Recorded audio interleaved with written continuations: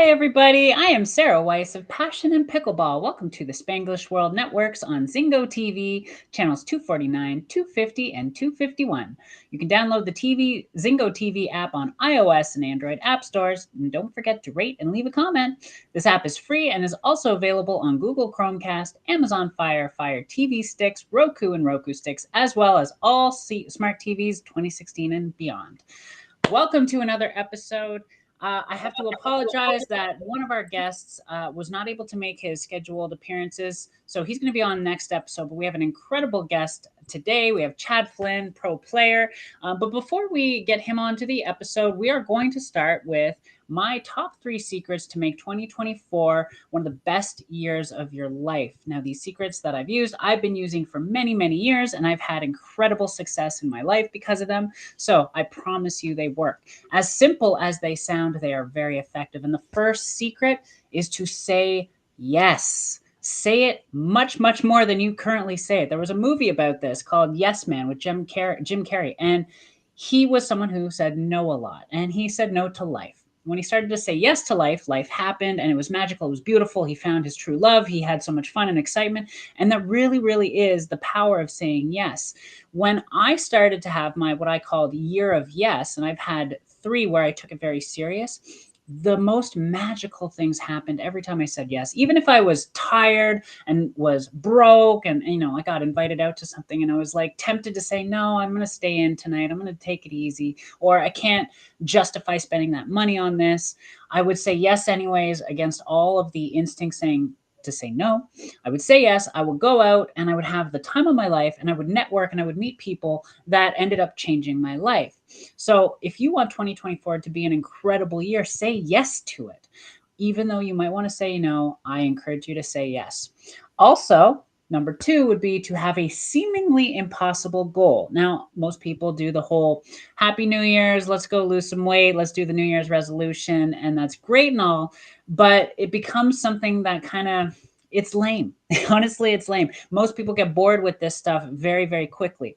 If you have a seemingly impossible goal, and guys, keep in mind, I was a life coach before this, and a lot of what I did to help people get out of their main routine, their plateau, it was to have bigger goals than they currently had. So pick a goal that is seemingly impossible.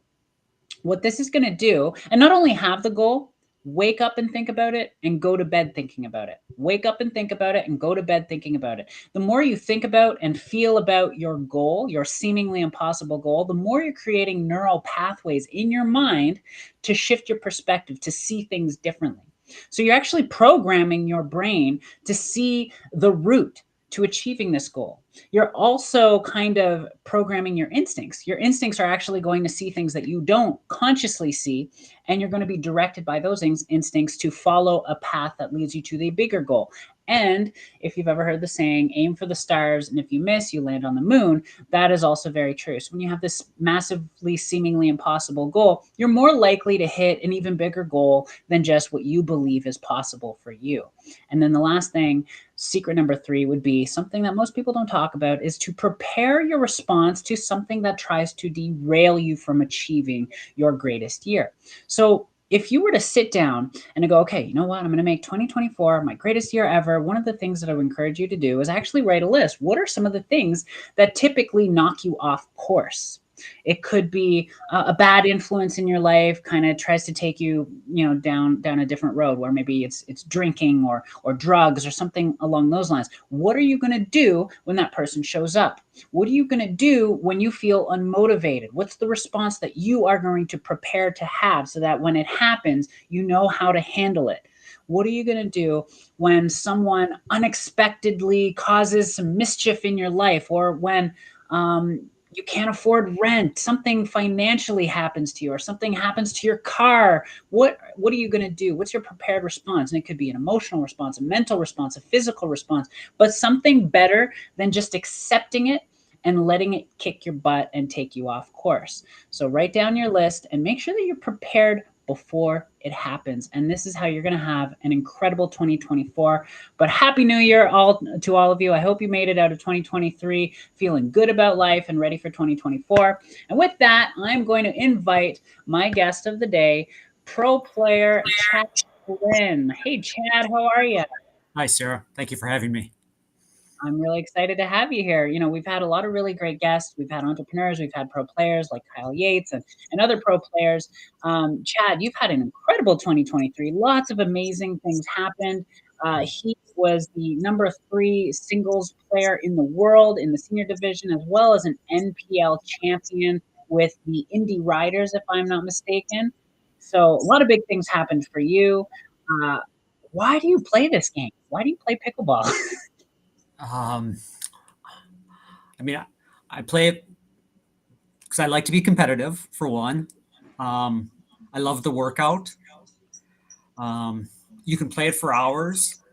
Um, yeah, it's just been fantastic. I've met so many great people. Right? Exactly. Exactly. Yes, yes. For those of you who don't know, Chad is in Minnesota, where I'm at. So we've actually been able to meet in person. My boyfriend's actually trained Chad, and obviously some good things have happened because of it. So you got hooked up with the NPL and ended up on a really great team, obviously, uh, which helps obviously in winning and having fun. And like Chad said, the people really make this. And being competitive is one thing, but when you're competitive around people who kind of elevate you and make it fun and happy. Why don't you tell us a little bit about your team and some of the players you got to play with and what that was like? Yeah, yeah. Um, so it all kind of started. One of the main people that established NPL was Rick Witzkin, and he kept Mm-hmm. talking to me. Hey, Chad, you've got to do this NPL league that I'm putting together. And I said, okay, maybe, but I'm not really much of a doubles player. Can I really do this? Because I'm more of a singles guy. I like just being out there and running. I was a marathon runner, so I just like being on the court. Um, but I kept saying, okay. So the last day to register, I decided to do it, to sign up. So I sign up, and I got uh, drafted by the Indy drivers, and you know, we played 6 events throughout the year, and we were in like a different city each time. And so I got to play with Rick Woodskin, who's basically the number one men's senior pro in all the categories the last couple of years. So I got to play with him once. Um, there's a woman in Utah. I think we played 11 times together. Her name is Lila Rawlings, and we ended up going, I think, 10-1. So we just had a great relationship and just great chemistry, and it worked out really well. Yeah, and it was just I felt like I was in high school again, like playing on a tennis team where you're rooting for your teammates, and yeah, it was neat.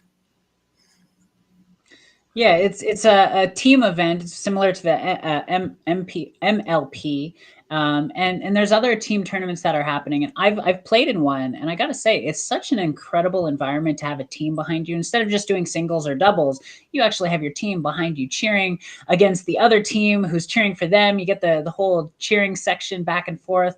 It's really incredible. So it sounds like you had a good time. Am I am I correct on Agreed. that? Yes, I did. Yes, I did.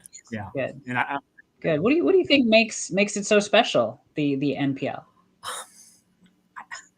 you know, I think everybody was just happy to be there.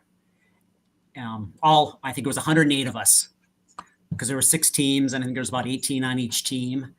And yeah, everybody was just excited, whether we were playing or just sitting back watching our teammates or just having dinner or lunch. It was just, everybody had that same thing in common. So, it was, yeah, it was excellent. It put a smile on my Pickleball face. family. Yeah, it was a pickleball family. Yeah, and just put a smile on my Oh, face. good, Yeah, good, good. even for So doubles. are the I love it. I love it. Are you guys going to stick together as a team? Is there a new draft with new teams? How's that work now? Um, they haven't told us yet, so I don't know what's going to happen. I See, everyone, this is what's so awesome about pickleball. It's still in its infancy stage, and it's so many things happen from week to week. It's not even month to month, week to week. All these leagues, all these players, new players, players coming from tennis and shifting over to pickleball. It's like the Wild West, and there's always something new happening. But obviously, this was the first year for NPL, and it had massive success. It did very, very well. I'm assuming you would love to go play with the indie drivers I would. again. Yes, I would. Yeah. Yeah. Good, So good. one little story is before I got drafted, uh, the owner of the indie drivers, I had played him in a tournament, a singles tournament in Indianapolis, and he kept hitting to my backhand, and I would just kind of beat him down the line. So he said, "Chad, I remember that so much. I had to get you on the team." So that was That's how you get drafted. yeah, Beat the team that's right. owners. That's right. Yeah. Oh, that's awesome. That's awesome. Good for you. Good for you. It sounds like singles is your true love. You play a lot of singles I mainly. do. I do. Yeah. But I got injured this last year. So it kind of went downhill. I started off great. And then the last few months, I haven't really played much singles just because it hurts so much. So, but I had surgery and now I'm hoping that 2024 is a good year. See, I'm the opposite of you. I watch singles. I hurt just watching singles. So I like doubles. I like to play my little section of the court and let the other partner play their section of the court. I don't want to cover that whole thing. I see you guys play. Yes. You're crazy, Chad. Pretty much just to say you're crazy. The way you guys move, I'll tell you this: your footwork has to be on point, impeccable. You got to be fast to the step. It's not even that you got to be fast. You got to move and make your decisions quickly and get there before the ball does, obviously, before your partner realizes that you're behind a step. It's a fraction of a second that you have to be on point. When you watch these singles matches, it's a lot of stretching over here, and then you got to zip over here and zip over there and hit hard over there. With doubles, it's quite different, and that's my favorite. So we'll have to trade training. I'll help you with doubles, you help me There we with go. singles, and we'll Perfect. have a great time. Perfect. Good, Yeah. good. So I'm assuming you have a different sport background, maybe tennis, that got you kind of started Yeah, here. exactly. Want to tell us a little bit Yeah. about So I that? played high school tennis and then after that, I took 18 years off from tennis.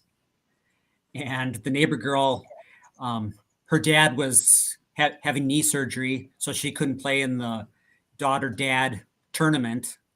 So she asked me, and we ended up doing really well. And I kind of fell in love again with tennis and started playing USTA and got on a couple of teams. And it was good. And then COVID hit and I couldn't play tennis. And so I just decided to go down to the local courts and I got a cheap paddle and started playing with like 60 and 70-year-olds and kind of just fell in love with it. They were warm and inviting and just said, "Hey Chad, we're playing again tomorrow. See you then." And yeah, that's how it kind of started for me. And then Nice. And would you say that tennis is giving you an advantage in pickleball? definitely, yeah, it definitely has just the ground strokes, from the baseline. It's just, you can always tell kind of the tennis player compared to the non-tennis player. Yeah. Yeah. Oh yeah. And would you say that there might even be a disadvantage? Is there anything that the transition from tennis to pickleball has maybe caused something that's more difficult to adjust to, or has it just been a seamless kind of Uh, transition? for me, it's probably just being patient, you know, when I'm at the line and not trying to speed up. And yeah, so that's what I definitely work on the most right now is, just trying to be calm and dink, which hopefully I get there. Yeah. Yes, this provocative sport we play where you dink in the Yes. kitchen instead of Yeah. bang. Don't bang in the kitchen, dink in the Right. kitchen. Exactly. That's awesome. That's awesome. But we get to play a lot of different background sports. I see people who come from badminton, people who come from ping pong, table tennis, squash, and obviously tennis. And you notice all the little difference, the subtle differences. The ground strokes from the tennis players, you can't beat them. Mhm. They're so solid, so low, top spin, they've got it all. And then there's the ping pong or table tennis at the net. They've got the spin and everything, and their hands are so quick. And yeah, badminton players. I know this one badminton player. His overhead smash is unlike anything I've ever seen. He just whips it, and that Yeah. ball's gone. It is gone. I don't have a sports background, so I'm like, I don't know what I'm like a fairy on the court. I'm like,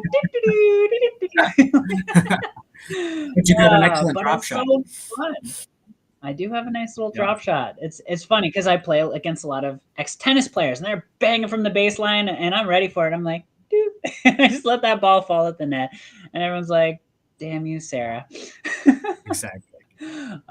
So fun though. So, what really got you addicted to this sport? Like everybody gets bitten by the bug, that's what I say. Is what was it that really got Mhm. you addicted to it? Um, I mean, I think it was definitely just playing, outside at the local courts. Um, and and then I decided, well, I wonder how I would do in a tournament. And this was I was gonna try singles, and it was like a 4-5 uh, tournament. I think I ended up taking second, and then I started watching videos of senior pros, singles players, and I'd watch them. I go, oh, I think I could do that. I think I could play that guy. I think I'd do okay. And a few years back, we drove down to, I think might have been Indianapolis. You know, it was a Midwest city, and I played singles in a tournament, and I think I ended up getting fourth. So I felt like, oh, I think I can hang. Yeah. Okay. Yeah. So, and then it kind of just went from there. I think I ended up getting 7 medals my first year, and I think I got another 7 this year. Heck Yeah. yeah. Well, give us some insight. What did it take? What was it that you had to do? And please don't tell everyone it was just easy. I just played the game. Tell me there was some things you had to do specifically that set you apart from other players that made you, elevate quickly. And if you can include, what got you there in tennis because obviously that built your foundation. What are some of the things that you did as a player in tennis and pickleball that set you apart and put you in a position to be one of the top singles players in the world, as well as a champion with the NPL. To tell you the truth, I think it was my backhand. So, I mean, Ah. so a lot of times people will go to a person's backhand because they think it's weaker. Well, my forehand is weaker. So, yeah. So I actually will run around my forehand more and line up, when I'm returning a serve, I'll like want them to hit to my backhand. So that definitely helped me. And then also I was for a long time a marathon runner, so I kind of have the endurance. So I want to be on that court as long as possible. So those probably are the two things that have really helped me. And then what I've been working on is, like my forehand roll so that it, gets into the corner. So everyone, you heard it. Be a marathon runner and have a mean backhand, and you got this. Yeah. Well, Do you have things that you do to train them, or would you say this is more raw, natural talent you had, or were there certain things that you did to train, drill, practice, mindset? Or there certain aspects that got you to be that backhand master? well, I always had that backhand in tennis as well. So I had a weaker forehand in tennis. And yeah, so that's kind of always been my I guess my bread and butter. Um, so I have to work on my forehand more than I do anything else, to tell you the truth. And yeah. Do you have any drills that anyone watching might be able to do that you really like that help you? I guess one that I'll do is, we'll have one at the kitchen line or the non-volley zone line, and they'll be there. I'll be at the baseline. I'll maybe do a nice forehand ground stroke, but then my next one, I'll have to try to drop it. and just kind of go back and forth, just so that I'm not doing the same thing, that same movement the whole time, and that I'm have the ability to do both. So that's one of the drills I work on a lot, especially with my forehand. Good, good. What do you think are some of the most important skills that are needed to go from 3-0 to 3-5 to 4-0 to 4-5 to pro? What are one of the main, or let's say three of the main skills you really, really need to get yourself from 3-0 to pro? I mean, definitely a deep serve, deep return. Those two are crucial. What else? One pro has said to me in the past, to go from a 4-0 to a 4-5, a lot of times it's just letting that ball go. So, and I've got a brother-in-law who's kind of in that spot right now where he's still hitting that high ball that he should be letting go. So he doesn't like 3 points? Apparently not. It's hard. It's so tempting when the ball's right here in your wheelhouse. You just want to go, rah! Exactly. Yeah. That's good. Yes, deep serve and deep return. I highly, highly agree. And I mean, it's the first shot of the game, the serve. I don't think enough people talk about the importance of the serve. And it doesn't necessarily have to be hard and crazy spin. Deep is most important, but in is most important. If you can consistently hit your serve in and deep, you're putting yourself in a great position for the return. And if their return isn't deep, like you said, you want a deep serve and a deep return. If you can't get a deep return in, you're putting that your opposing team in a really great position to either put a nice drop on with great spin, good angle, or a drive right to the body where hopefully Chad is there waiting with his back. Right. Exactly, Sarah. Awesome. Yeah. Awesome. So are you full-time in pickleball now? Is pickleball's life? I still have a full-time job. So yeah. Okay. So a lot, some early mornings, late evenings, maybe a lunchtime once in a while, but then weekends are kind of. Okay. Yeah. So would you say you got a good balance, or is pickleball slowly taking over your life? It's a good balance now. So my daughter just is a freshman in college, and so I've got a little extra free time, and yeah, so it's working out well. It really is. Yeah.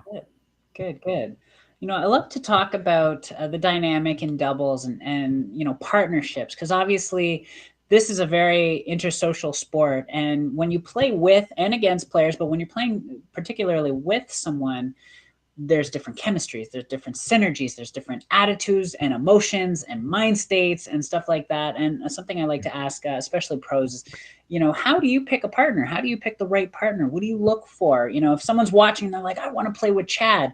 What would they need to possess mentally, emotionally, physically to be the right partner for Chad Flynn? I guess for one is to have a good forehand, since I don't have it. Two, I'm pretty easygoing out on the court. Whether it's just a pickup game or if it's a tournament or NPL. Though I get a little emotional out there, I'm still pretty easygoing. So, I mean, that for me, Sarah, I guess I would love somebody that's kind of easygoing as well. They're not making me tense. Like if I make, giving me the eye roll because I miss a shot. Oh, the infamous eye roll, the huff and puff. Right. That's it. Yeah. Yeah, it makes a difference. I would highly agree, and again, I see all types. JJ's a very serious player, and, I sometimes hear something, and I can't wait to have an episode where JJ and I interview another couple that play together, maybe like Megan and Ryler or something, because you have to learn how to separate girlfriend, boyfriend, and be more partner on the court. And it's interesting. because when he gets serious, sometimes I'm like about to take a personal, and it's like, no, it's let him do his thing, I do my thing. We're partners and we connect in that way, not like we're boyfriend and girlfriend. So it's interesting because I see all the different types of energies. Some of them are easygoing, some of them are more serious and intense, which doesn't make it bad. Sometimes that's exactly what you need, and sometimes that's the compliment. When I'm too chill, he'll pull me up and I'll pull him down, and we Sure. kind of find our even keel, which is neat. So thank you for Yeah. sharing that, because a lot of people have that hard time finding the right partner. Mhm. It can be difficult, and you being on a team where you get to switch up the partner strategically, that's pretty cool It too, is. right? Where you're all on the same team, but different teams in the team, right? Exactly. Exactly. And I think it was going so Yeah. well with one teammate that they just kept me, you know, with that Oh, person. good. Yeah. So, Oh, yeah. good, And good. That's yeah. awesome. That's all. What would you say, are some of the most difficult aspects of this game, growing in this game, playing tournaments, any of the little aspects that, you've run into that challenge you, and how have you overcome Yeah. them? I think for me, it's been trying to be consistent at the high level where there's been some matches that, oh, I should really win, but I'm not winning those. And then kind of second guessing myself. And then, taking a moment or taking a little time off and then kind of refocusing, saying, oh, well, you just beat that guy who's, a top 5 player, but you lost to another guy who was, in the top 50. So just, you know, realizing that there's going to be good days and bad, really. Yeah. Yeah, no, that I would say most people have that challenge where, because there are good days and bad days. Some days your backhand is just on. Some days they hit the Yes. net over and over. Yes. So, you got to accept that, right? You can't really fight it. Sometimes I've been in these stages where it's like I have the Mhm. bad day, and it's like I try so hard to snap out of that bad day. It's like let's go, come on, I got this, let's go. And whether it's in my mind or I say it out loud, and it just keeps happening over and over, and it just gets more frustrating because you're like, but I got this, I should be able to beat this person, I should. Sometimes you just got to accept and say, it's a bad day, it's a bad day, I might just hit the net a bunch, and just keep playing, having fun. And I find when I have that mentality, whether or not I do get out Mhm. of it, I at least enjoy it more.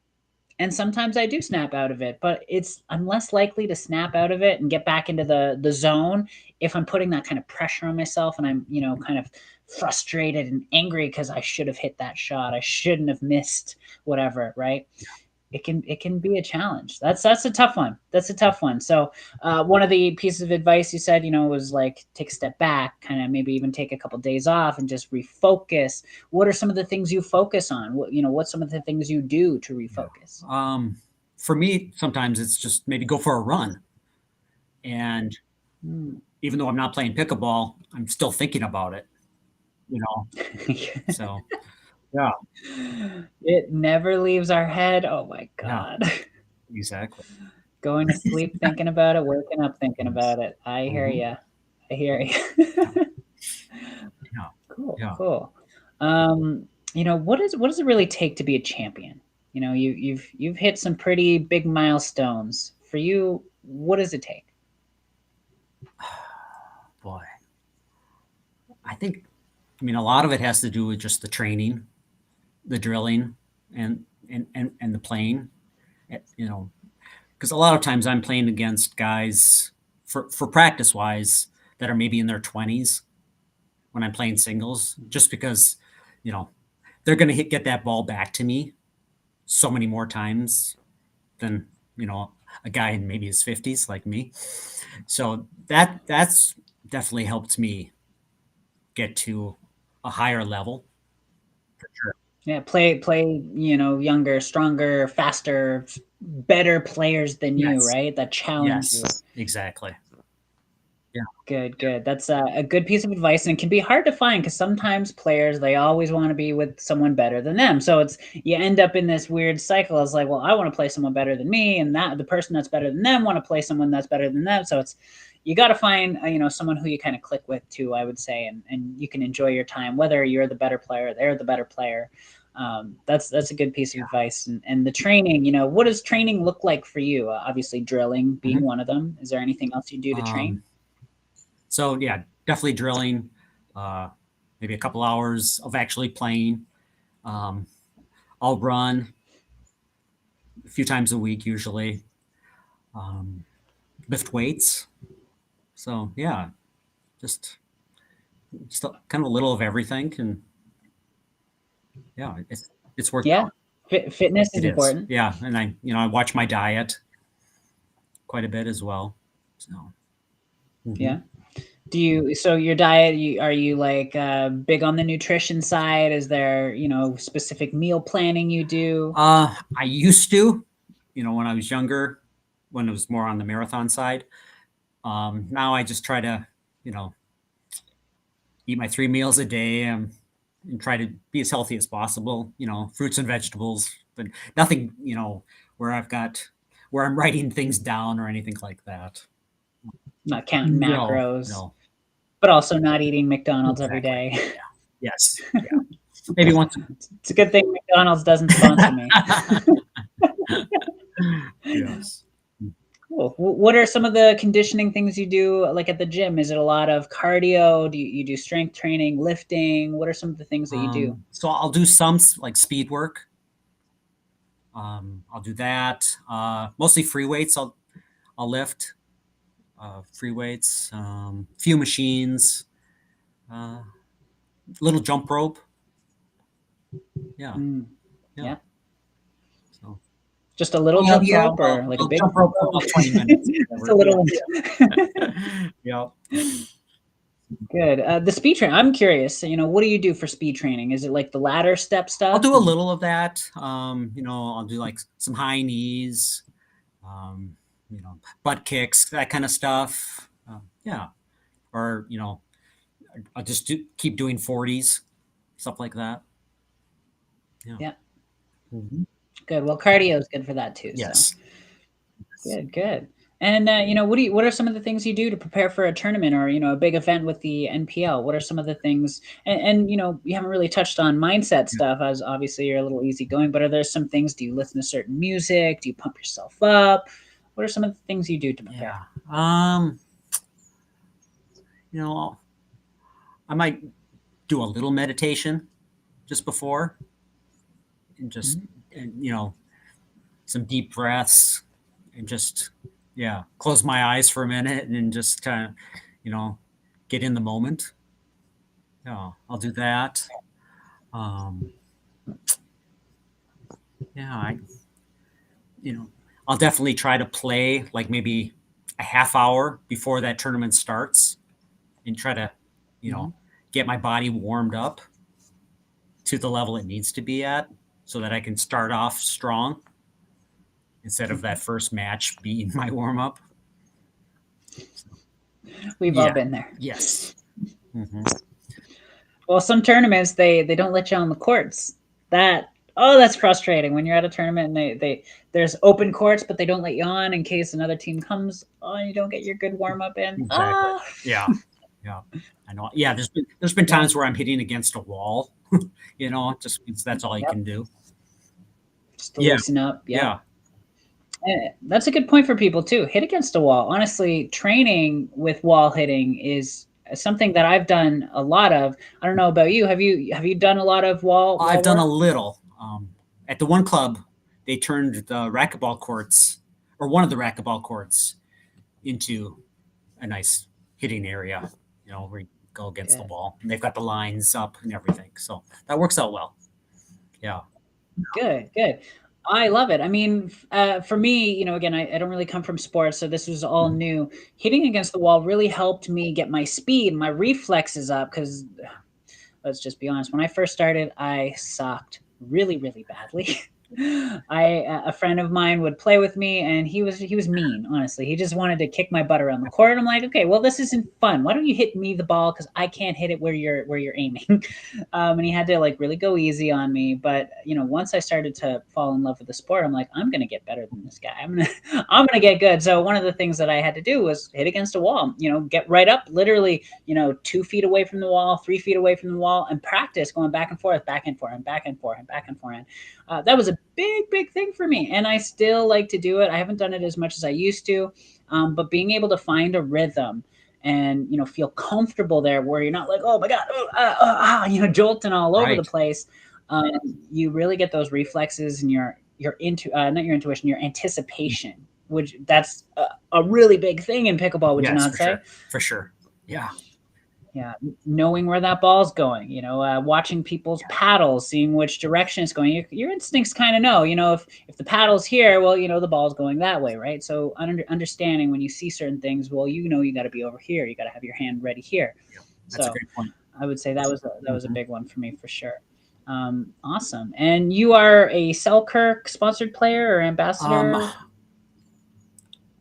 I have been, yes. I'm kind of in the process now of seeing if they're gonna re-sign me. So, Okay. yeah, we will see. Well, tell us a little bit about the equipment you Yeah, use. Maybe the paddles that you like, whether it's Selkirk yeah, or yeah. not. It doesn't mean you're Um, you're bashing Selkirk, but I'd love to hear about some of the sure. equipment you use. So I guess right now it's 3 paddles that I'm trying. So I've got the 006 Oh yeah. from Selkirk. So I'm using that. I've got the Carbon One, Ooh, just the one, not the the One one X. X. Sorry, yes, I've got the One X. Yes, thank you, Sarah. Which I like for definitely for singles and for doubles. And then I've also got that new gearbox. The Yeah, Oh, I've heard so many good things. So those are three very high end, very reputable paddles. The Selkirk 006, very strong mhm. paddle. What are the things you like about? We'll go one Yeah. by one. What do you like about the 006? Um, I just I feel like it was similar to my first paddle that I ever had, and so it was just easy transition. Um, I had I think it was a Mach 6, so I think it's kind of got the same handle size length. So it was just an easy transition. Um, for both the Carbon 1X and the new gearbox, just the power that they both have. Yeah, Mhm. yeah. Oh yes, I've been intimate with the 1X. I'm very familiar with it. We actually have a bunch. We sell them for that reason. It's a very strong paddle. Honestly, if you look below, there's a bunch of referral codes. Anyone watching and you want some of these things here, they're starting to pop through right now. Poach Pickleball. You'll see all these codes. We have a carbon code, I believe, on there. If you like carbon, reach out. But I'll tell you, the 1X, a very strong paddle, super gritty. It's got the carbon, it's got the spin, it's got the control and the touch. But yeah, that ball comes off there like a rocket. Yeah. And it's the traditional shape. It's not super elongated, but it's got that elongated with a slightly longer handle. The handle's not huge, so it fits nice in my hands. I know I love it. And the new gearbox, I haven't used it yet, but everybody who has is telling me it's incredible. What's your thoughts on Yeah, it? it definitely is. I think the biggest thing that I had to get used to was just the sound. It's a little more Ah, deadening. yes. Yeah. Yeah. So that was one thing I had to get used to. And then before, if I was at the line, I would never do like a one handed. Like a Yeah. punch. But with that thing, I don't need my other hand because it's just so easy. Yeah. Yeah. Cool. Cool. Yeah. So obviously the gearbox is something. If you have referral codes, let us know. You could definitely share them here I don't now. actually. Um, No. you got to get Yeah. on that. Everyone wants to play this game. Most of the viewers here actually haven't even played it yet, and I'm encouraging you. Actually, what would you tell someone who doesn't play to help them realize that they should be playing? Um, yeah. I guess I would just go to, since, well, with us being in Minnesota, we've got a ton of indoor places to play, Mhm. and just maybe stop in at one of those local indoor facilities and say, hey, you know, is there like a little group I could start with, or do an individual lesson and just see what you think. Because even my mom just a couple of weeks ago says, Chad, I really want to try this pickleball. I said, okay, Mom, let's see. Yeah. And why should they? What is it that you think gets the people so hooked? I think for some, it's just, being with your friends on the court or making new friends. For some, I think it's maybe the workout or in just being active, you know. Yeah. So, Yeah. And it's, the good thing about it and its, activity is that it's not high impact unless you're playing singles and you're, as quick and crazy as Chad. Especially doubles. It's not like you got to be that fast. You don't need to hit that hard. Honestly, when you're hitting that hard, most people are hitting the ball out, like you said. All you got to do is, move aside. right, right. But it's more of a finesse game. You got to learn to eventually be faster and faster, but especially the entry to this sport doesn't require very much of you. It doesn't require you to be a marathon runner. It doesn't require you to be super super strong or anything. You can come on there in almost any fitness level and hit that ball over the net and feel really good about it. When you're making friends at the same time, you're laughing, you're joking, doing cool moves on the court, it feels really really good. So that's one thing I would say is it just feels Mm-hmm. good. And a lot of us could use a little more of that good feeling.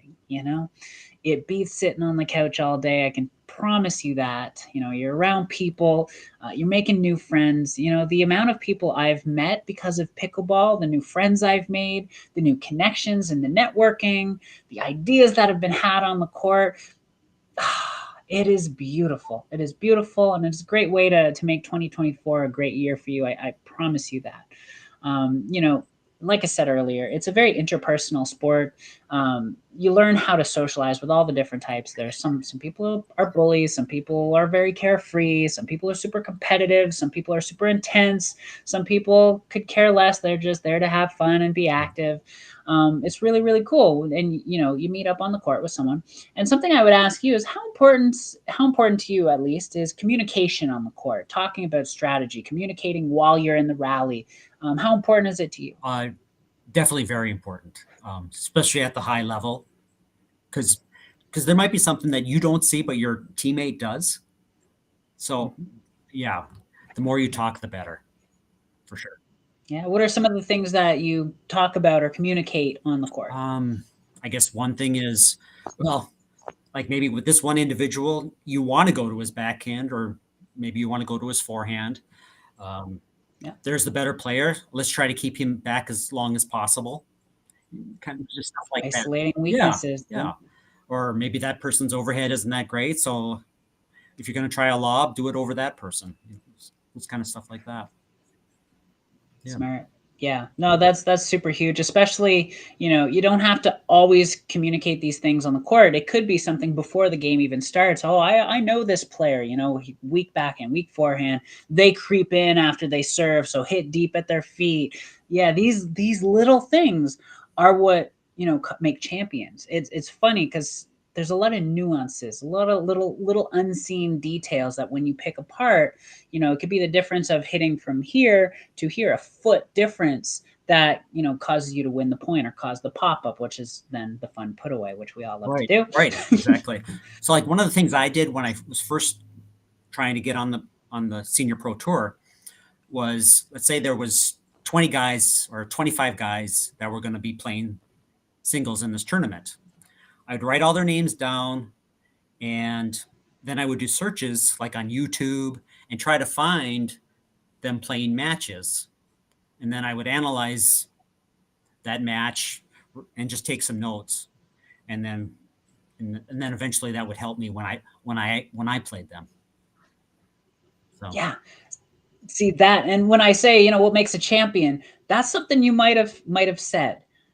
taking notes on the teams that you're playing against. See, that's something that he does.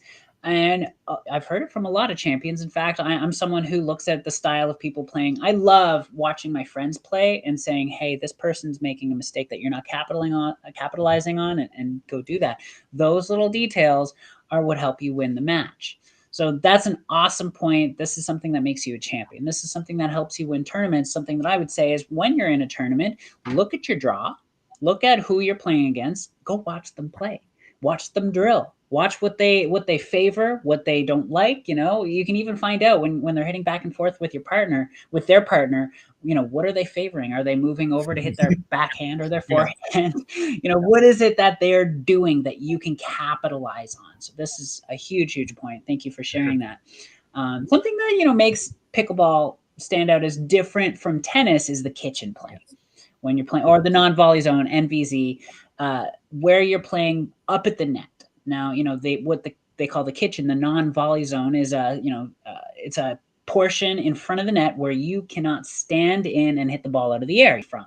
So you stand behind it. You can walk in there after the ball bounces, but you can't hit it out of the air. That will be called a fault. So when I talk about kitchen play, it's something that doesn't really happen much in tennis, especially in doubles. That's where most of the high level play happens, is getting up to the kitchen, having you and your partner up there against the opposing team and strategizing how to move these opponents around so that they hopefully cause a pop-up that you can then put away. What are some of the things that you like to do and focus on to win at the kitchen? For me, it's putting a little top. So if I'm playing on the left side, I'll have my two-handed backhand, and I'll try to put a little top spin on that shot, and for it to roll out a little wider. That's one of the things I do. And then another is try to go, maybe center and then out wide and then back to center, just to make that player move a little more, make Yeah, them easier. hopefully open up a hole. Yes. Yeah. Those are a couple Top things spin's huge. yeah. Top spin's huge. You mentioned going wide with some top spin roll, which makes the ball bounce and skid kind of, further out, which helps then, push that person out of position, which also has their partner have to come in and cover. And if they don't cover, they leave a hole there. But if they do cover, then you make a move back there. And all of a sudden you got them running back and forth, hopefully causing some chaos that you can then capitalize on. So I love that. When you watch a lot of the high level players, topspin's a big thing right now, especially because the way paddles have evolved, especially over the last year or two, with the carbon face, the high grit, the great cores. These balls you can hit harder with more spin. It used to really be with the fiberglass and the graphite paddles and stuff. You couldn't hit the ball too hard because it would go out and you couldn't really get that spin to make it come down. But now that you've got this super grit and the carbon fiber that absorbs the ball, so the ball sits on the paddle, you can really put shape on it, kind of like when playing pool with the cue ball. Now you can hit that ball hard and make it fall into the court. So the speed of play is going up. The average age of the player is going down, and we now have a sport that is very competitive, even when you're playing at the kitchen or the non-volley zone, where it's very strategic, very finessey. Now you're really getting into that spin, the backspin, the slicing, the dicing, the top spin, the moving around. And something that I really like to do at the kitchen is be as deceptive as possible and misdirecting as possible. When you watch players like Ben Johns, who is the number one player in the world, he is an expert at this. He is always where he needs to be, and you don't know where he's putting that ball. He might look here and put the ball there, look there, put the ball here, and he just makes it look effortless. And you just don't know where it's going. So that's one of my favorite things about playing at the kitchen. I guess I would love if you give your top 3 pickleball tips for everyone watching. What are your top 3 tips? Top 3 tips. I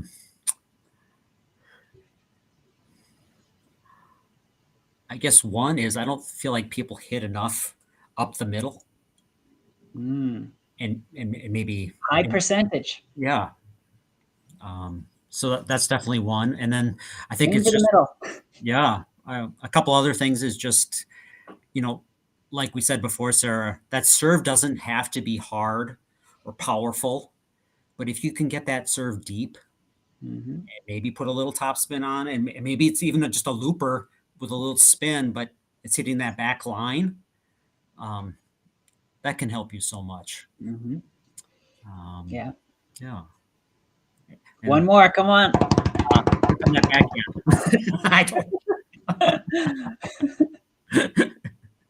So down the middle solves the riddle. That's the saying. Yep. You Yep. know, it causes confusion. Nice deep serve, and also we'll say number 3 was top spin on that serve. Yeah. So Yeah. learning a good serve is very important. JJ and I teach it a lot. I'm sure JJ has spent a lot of time showing you his serve because he has a really great top spin, powerful serve. Right. Chad said a looping serve. That's kind of like a lob, like you hit it high, but it has top spin. So when it bounces, it kicks, and you're kind of in a weird position. So those are very effective serves for sure. Last thing I'll ask you is how can people get a hold of you or luckily even play with you maybe? Yeah. I am on Instagram. Chad D as in David Flynn. So that's one way. I'm also on Facebook. So just Chad Flynn. So yeah, those are kind of the main two Well, ways. Chad, it's been a pleasure having you. It's been a pleasure watching your success this past year. I'm looking forward to another very successful and exciting 2024, and also seeing you on the court in Yeah, about a week and a half when you're ready for it. Right? that'll be great. Yeah, it'll be nice to be healthy again. Thank you so much, Sarah. It's been awesome.